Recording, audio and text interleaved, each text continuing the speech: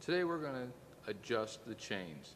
Now, there's two chains in this MGk10, also MGk11, and we'll be discussing both of them today.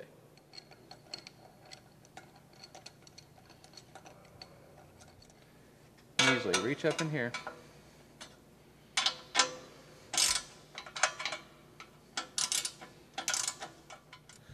This is how your MGk10 looks after the shroud is off and the wheel assembly. What we're going to do is we're going to check and tighten the outer chain, which is your final drive chain. As you can see, ours is actually very good. But if you needed to tighten it because it was loose, this is what you would do. You would first locate all 4 engine mount bolts. 1, 2, 3, 4.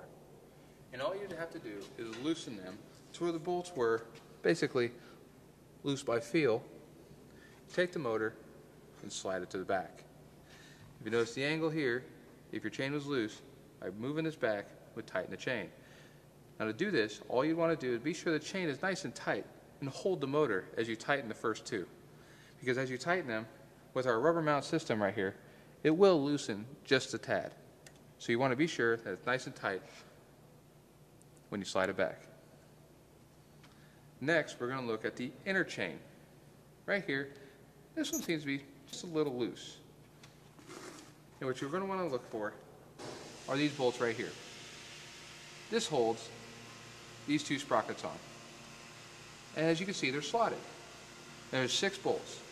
1, 2, 3, 4. And the 4th one's kind of hard to see. You've got to be underneath and kind of look at it eye level. Those 4 are easy. You have 5, which is up underneath the hub, and 6 right here.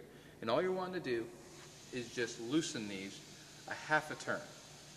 After that, you'll be able to move the entire assembly back. What you'll want to do is line it up, and then just start a few threads right here.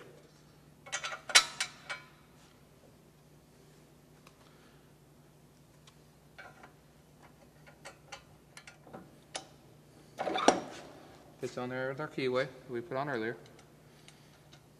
We grab our wrench, hold our tire, and tighten. And that concludes our procedure.